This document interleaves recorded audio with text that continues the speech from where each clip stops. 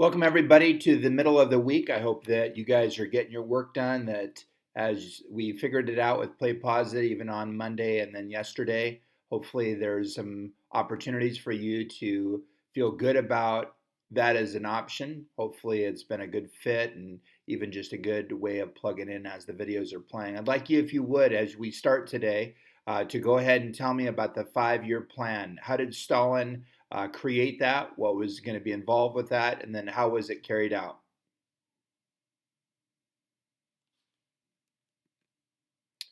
Well, as we wrap things up last week, again, talking about how things were going to be established and built within Stalin's Soviet Union, I want to talk a little bit today about how society is going to operate, how things are going to play out, and even some benefits of life within the society. This is going to be a new thing, something that a lot of people had never seen before, and Stalin hoped to be able to set up this life throughout Russia.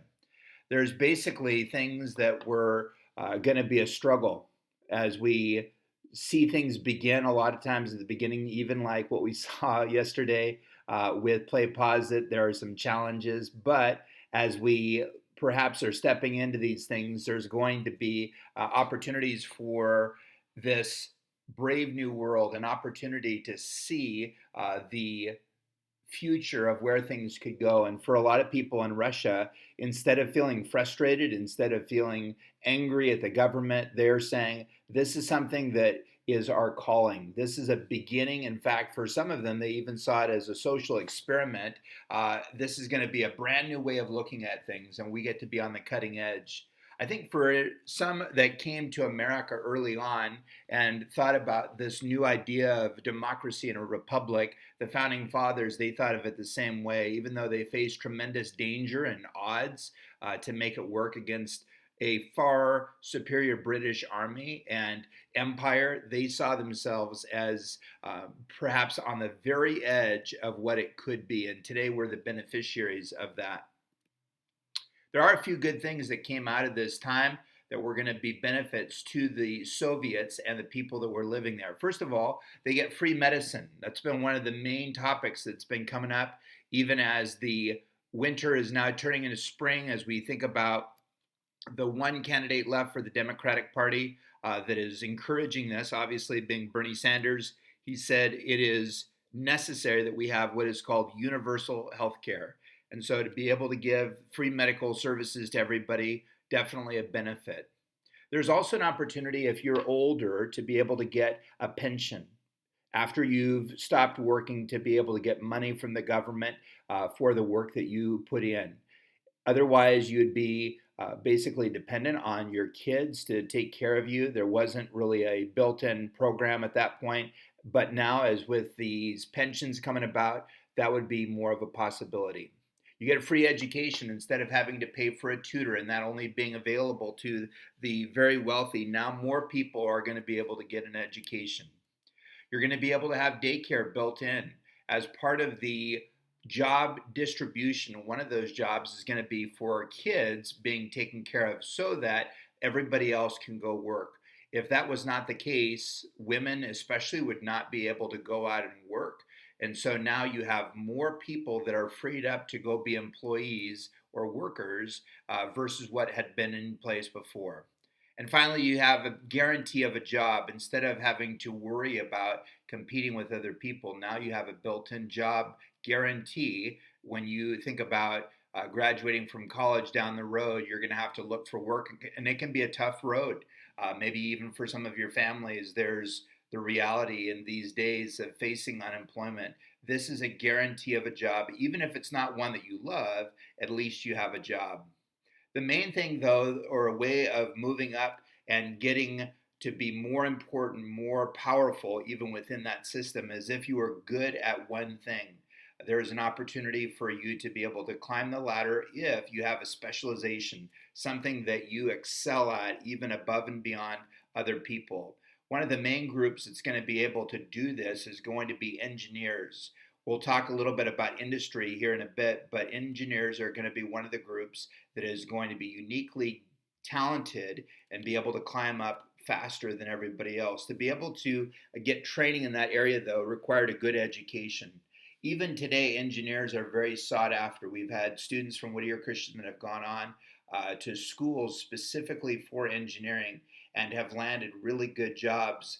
Even talking this fall to a former student who's working on a big project down in LA. Without that engineering, he probably wouldn't have gotten that job. It's a big deal to be talented, especially in engineering, and a good education helps for that to happen. If somebody didn't have a specialization, though, it's likely that you would end up in a factory. Stalin understood this is something that was really important. Heavy industry being able to develop not only machines, but even steel parts, all of those things up to this point had been an area that Russia had been weak in, hadn't really developed under the Tsar. But now that Stalin has come along, following up Lenin, he's said this is something that we need to now focus in on and improve. As a goal here, he said, this is something that we actually need to focus on specifically and make sure that it goes quickly because, especially within that 5 year plan and being able to see industry growing, this is going to be something that was going to be a part of it. A lot of people are going to work really hard to grow and develop this field, and they're going to have to pay a lot of money for this to go off as well. A lot is expected of the citizens. And even if you feel heroic, I'm sure at some points, perhaps the cost felt like it was getting to be too much. As we think about communism, and especially in this time, everybody has to agree that this is going to be the best system. And even if they don't um, agree inwardly, specifically outwardly and verbally, you have to agree. In fact, any type of criticism would not be allowed, and the government is not going to tolerate that. We've talked about the ability to specifically say, I'm not a fan of how the government is doing things. Regardless of what side of the aisle you might be on, Republican or Democrat, you have the ability to say, I disagree. At this point, people were heavily discouraged against voicing their opinion about dissenting, saying that I don't agree with how the government's doing things. They were told basically that is not going to be tolerated. In this place, if you have that opinion, you better be quiet or else. As a result of that, you're going to see there is no freedom of the press. So the newspapers are going to be heavily controlled by the government. Censorship is going to be a big deal. There isn't going to be a need for labor unions because it's not like the people can go on strike or voice their opinion in the workplace. The government's the one in control. And so, because of that, labor unions aren't going to be a thing. Finally, there is only one party, there is no other parties.